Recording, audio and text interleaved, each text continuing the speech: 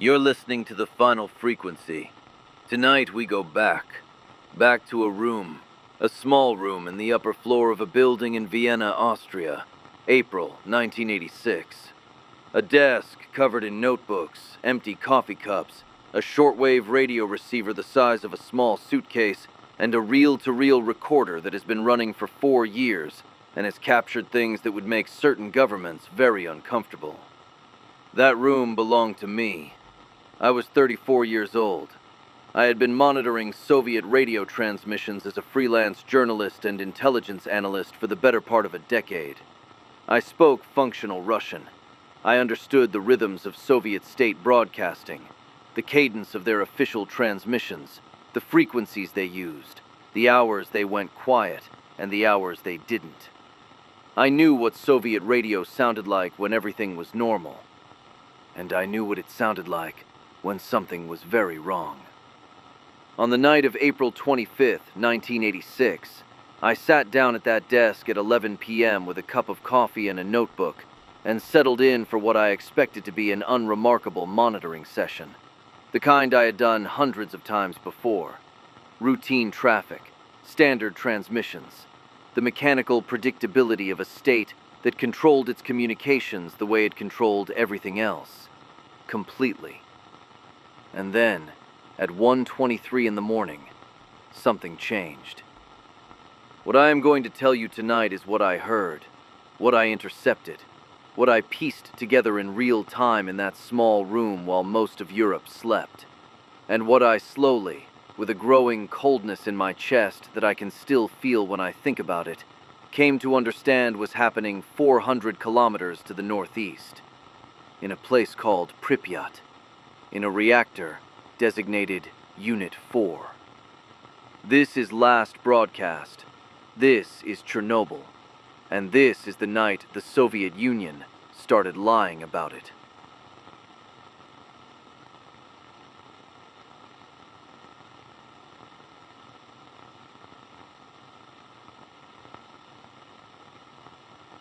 Let me tell you about the hours before. Soviet shortwave monitoring in 1986 was not glamorous work. It was patience and static and the occasional fragment of something interesting buried in hours of nothing. The Soviets were disciplined communicators. Their transmissions were structured, scheduled, predictable. They did not deviate without reason. That night, the standard frequencies were carrying standard content, state radio programming, weather data, agricultural reports, which sounds mundane, but agricultural frequencies were often used to carry encoded secondary traffic, a trick the Soviets had been using since the 50s. Nothing I heard in those first 2 hours suggested anything out of the ordinary. I made notes, I drank my coffee, I watched the signal meters on the receiver and listened to the quiet mechanical world of Soviet radio in the middle of the night. There was, I recall, a particular transmission on a frequency used by civilian infrastructure services in the Ukrainian SSR. I had been tracking this frequency for several months because of some anomalous traffic patterns I had noticed earlier in the year. That night it was quiet, regular, a scheduling transmission for what sounded like an industrial facility. The language was technical, Ukrainian accented Russian, the kind of transmission I would normally log and move on from. I logged it, I moved on. That facility was the Vladimir Ilyich Lenin nuclear power plant, better known to history as Chernobyl. At the time, I did not know this. I had a reference number for the frequency and a general note that it was associated with energy infrastructure in the Pripyat region. Nothing more. The specific facility was not something I had reason to focus on. Chernobyl was not, in April 1986, a name that meant anything to most people in Western Europe. It was a name that was about to mean everything. At 1:17 in the morning, the infrastructure frequency I had been half monitoring went quiet for approximately 4 minutes. A 4-minute gap in a transmission schedule that ran on precise intervals. I noted it, an anomaly, small enough to be a technical issue, large enough to log. At 1:21, it resumed, and then stopped again, immediately. I sat forward in my chair. Something was wrong.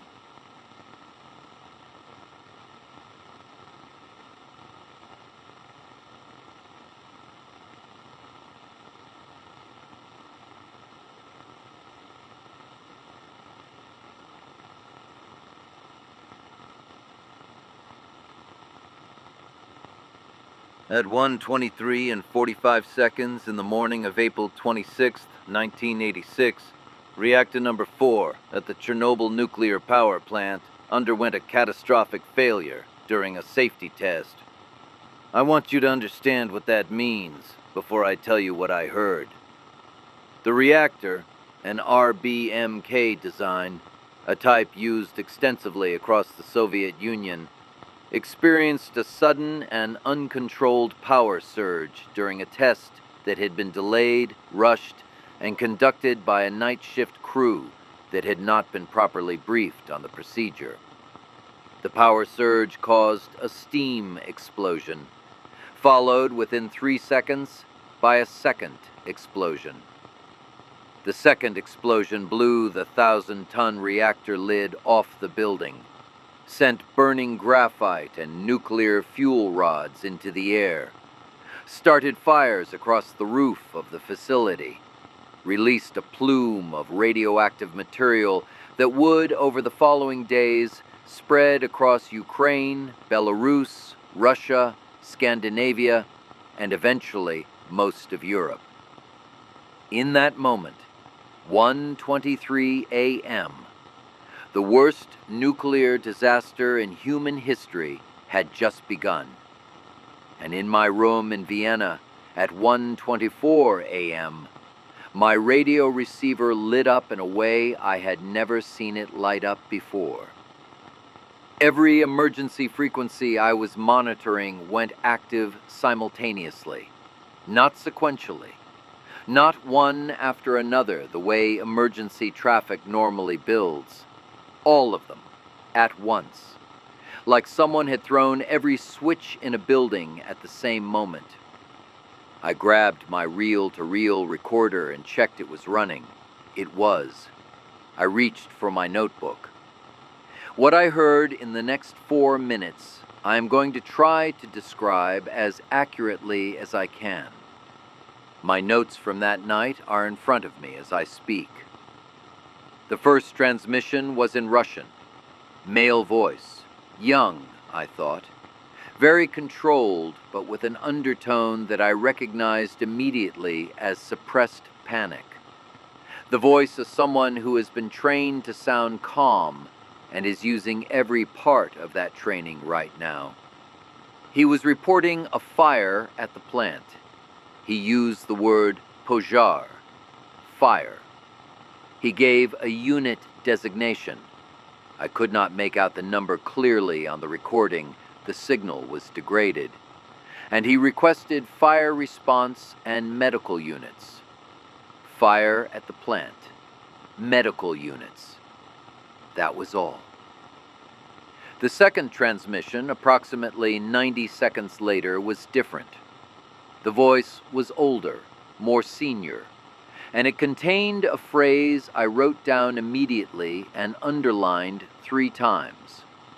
The phrase was, "Do not use the word accident.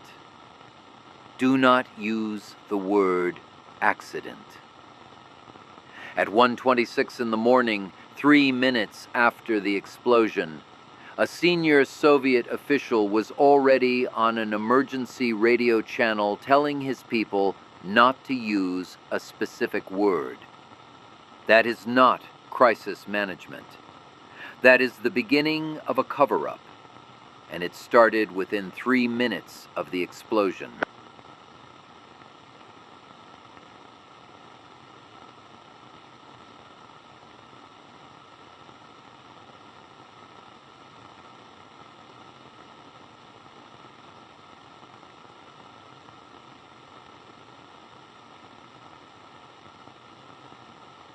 Over the next 2 hours, I intercepted fragments. That is the honest word for what they were. The Soviet emergency communication system was not designed to be monitored by Western journalists with shortwave receivers in Vienna. Most of what they transmitted was encrypted, or on frequencies I couldn't reach, or in technical language that required context I didn't have. But fragments got through. They always do. Systems under stress leak. At 1:41 a.m., a transmission on a civil defense frequency mentioned Pripyat, the city adjacent to the plant.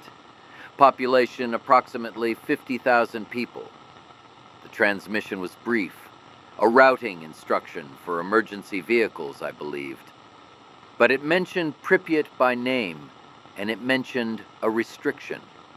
I could not make out the full restriction order, but the word I caught clearly was, "Do not approach from the western road."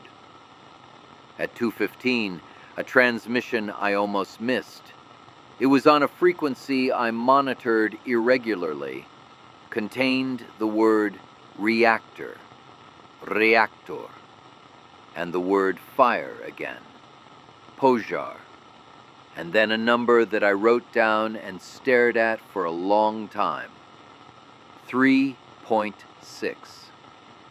3.6 Röntgen per hour. That was the radiation reading being reported in an official transmission at 2:15 in the morning.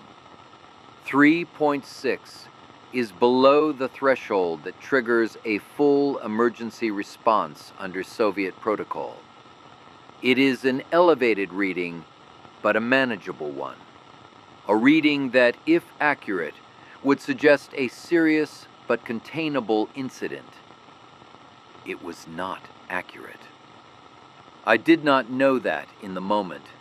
I recorded it, noted it, and filed it alongside the other fragments I was collecting. But I will tell you now what I learned later. The actual radiation readings at the plant in those early hours were in some areas measuring at 3.6 Röntgen per second. Not per hour, per second. 3.6 per second is approximately 15,000 times the figure being reported in official Soviet transmissions. The dosimeters available to the first responders could not read above 3.6 Röntgen. When the needle hit the maximum and stayed there, someone made a decision about what figure to report upward through the chain of command. They reported the maximum their equipment could read and called it accurate. The firefighters who arrived at that plant in the early hours of April 26th were told they were attending a standard industrial fire. They were not given adequate protective equipment. They were not told what they were walking toward. They carried the burning graphite with their bare hands. They breathed the smoke. Most of them were dead within weeks. They were told 3.6. They died from 15,000 times 3.6. And the people who gave them that number knew it was wrong.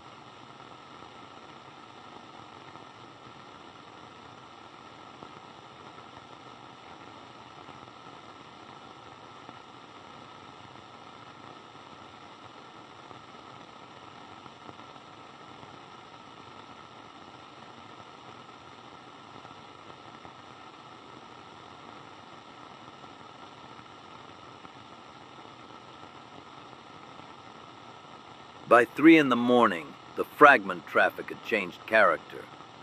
In the first 90 minutes after the explosion, the emergency frequencies had been busy, active, traffic moving in multiple directions. Requests, responses, routing instructions, status reports. The kind of traffic you expect when an organization is responding to a crisis. At approximately 2:50, the traffic began to thin. Not because the crisis was resolving. The crisis was nowhere near resolving. Fires were still burning at the plant. Radiation was spreading. First responders were already showing signs of acute radiation sickness. I would learn this later. Vomiting, skin burns, the metallic taste in the mouth that means your cells are already absorbing more energy than they were built to absorb. The traffic thinned because someone was enforcing silence. The open emergency frequencies, the ones I could monitor, went quiet one by one. Not simultaneously this time. Deliberately, sequentially. Like someone was working through a list and closing each channel as they reached it. By 3:15, the frequencies that had been alive at 124 were almost completely dark. Whatever was being communicated about Chernobyl was now moving through channels I could not access. I sat in my chair and looked at my receiver and understood what I was witnessing. Not the explosion, that was already over. What I was witnessing was the institutional response to the explosion. The Soviet state, in real time, deciding what this event was going to be. Not what it was, what it was going to be. And what it was going to be, they had already decided, was something that could be managed, contained, described in terms that did not threaten the authority of the state, the reputation of Soviet nuclear technology, or the narrative of a system that did not make mistakes of this magnitude. The cover-up was not something that began days later when the world started asking questions. It began at 1:26 a.m. with 4 words: do not use accident. I have thought about those 4 words many times in the 40 years since that night, about the person who said them, about what they knew in that moment, about what it means to be 3 minutes into the worst nuclear disaster in history and to have your first instinct be linguistic. Not, how do we contain this? Not, how do we protect the people in Pripyat? How do we control the word?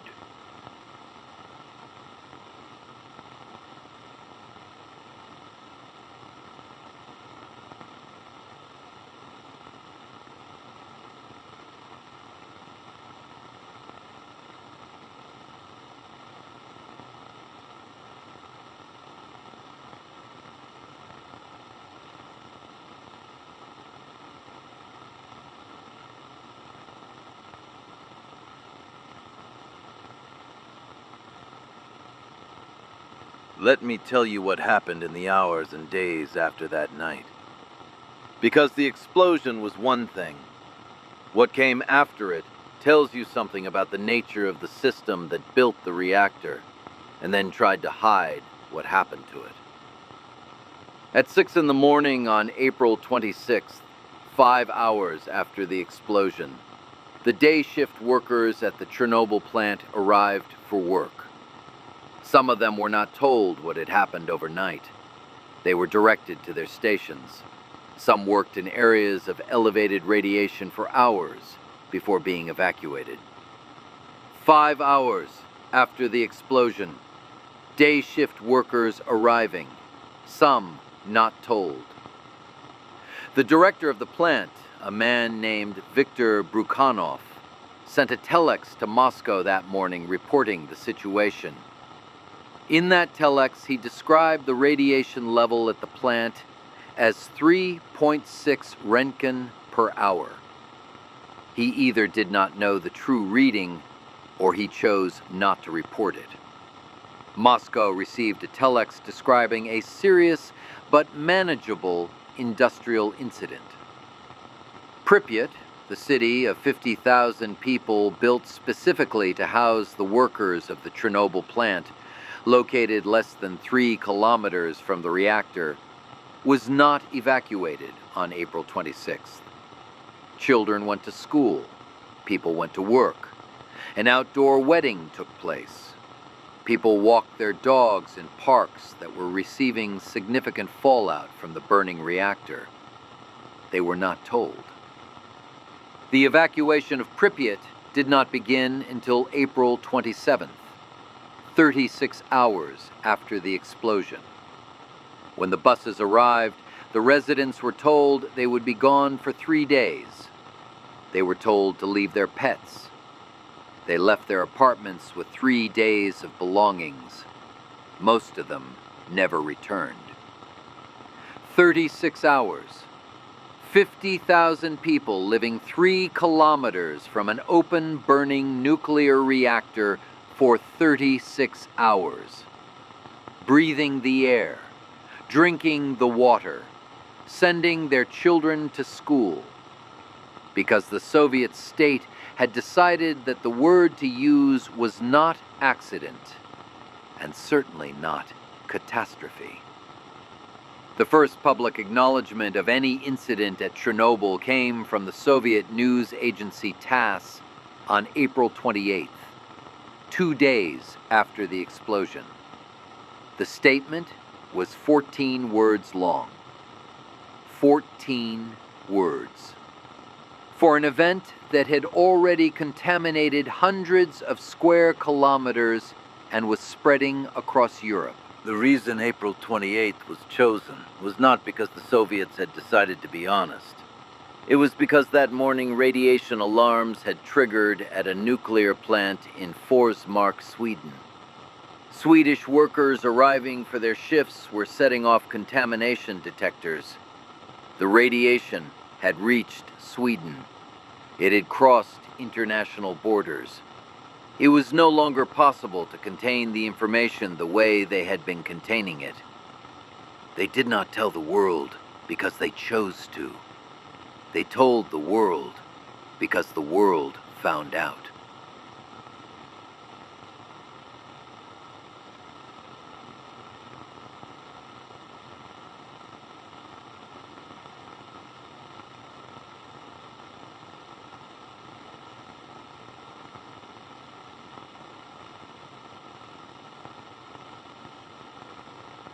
I want to be honest about what I had and what I did with it. By 4 in the morning on April 26th, I had a notebook containing fragments of Soviet emergency transmissions. A phrase, "Do not use the word accident." A radiation figure, 3.6, that I had no way of knowing was falsified. A sense, built from experience, that something significant had happened at a nuclear facility in the Ukrainian SSR. I did not know the scale. I could not have known the scale. Nothing in my experience or in the publicly available information about Soviet nuclear facilities prepared me for what was actually happening 40 kilometers north of Pripyat that morning. I filed a report with my editor at 6 a.m. European time. I described what I had intercepted. I flagged the communication blackout. I noted the phrase about the word accident and explained why I believed it was significant. My editor told me to get more before we ran anything. Standard practice. You do not publish intercepts of ambiguous Soviet radio traffic without corroboration. I spent April 26th trying to find corroboration. I had sources in Vienna, diplomatic circles. I had contacts at 2 Western intelligence services who would occasionally confirm or deny the significance of things I brought to them. I made calls. I asked questions.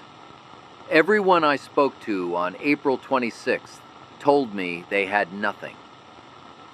I do not believe all of them were telling the truth. On April 27th, I received a call from a source I trusted, a source I am not going to name even now. He told me one thing. He said, "Whatever you think you heard last night, it is worse than that. It is worse than that."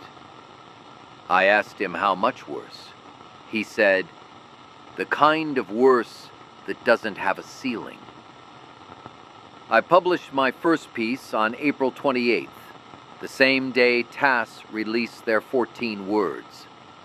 By then, I had 48 hours of additional intercepts, a partial translation of a Soviet internal memo that a source had provided, and the Swedish radiation data which had just become public.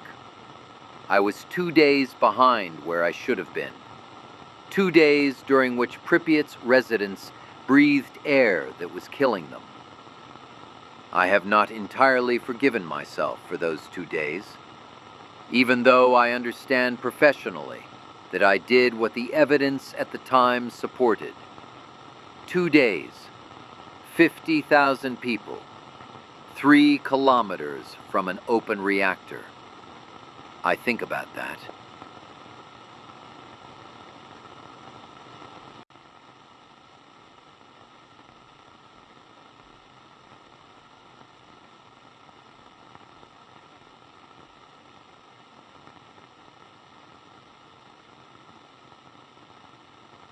It is late, and I have taken you through one night of 40 years ago that changed everything.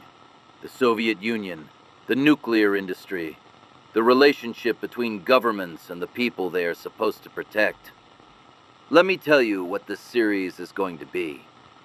It is not going to be a retelling of facts you can find in any history book. The timeline, the death toll, the exclusion zone. You know those things, or you can find them easily. What this series is going to be is an examination of the gap. The gap between what happened and what was said to have happened. Between the real radiation readings and the reported ones. Between the evacuation that should have occurred at 1:30 a.m. and the one that occurred 36 hours later. Between the 14 words TASS released on April 28th and the truth that was already spreading across Europe in the wind. That gap was not an accident. That gap was a decision made by specific people in specific rooms at specific times. People who calculated that the cost of honesty was higher than the cost of silence. People who looked at 50,000 residents of Pripyat and decided that those people did not need to know what was 3 kilometers from their beds. I want you to know who those people were, what they decided and why, what they knew and when they knew it, and what the Soviet state's response to Chernobyl tells us about the nature of a system that would rather let its own citizens absorb radiation than admit it had made a mistake. Because the cover-up of Chernobyl did not end in 1986. Questions about the full extent of the health consequences, the real figures, not the official ones, are still contested. Documents that should be public are still classified. People who tried to tell the truth in the weeks and months after April 26th were still silenced, demoted, discredited. The reactor exploded in 1986. The cover-up is still running. That is what we are here to examine. Next week, we go inside the plant in the hours after the explosion. We meet the people who were there. The engineers who understood immediately what had happened and were told to say otherwise.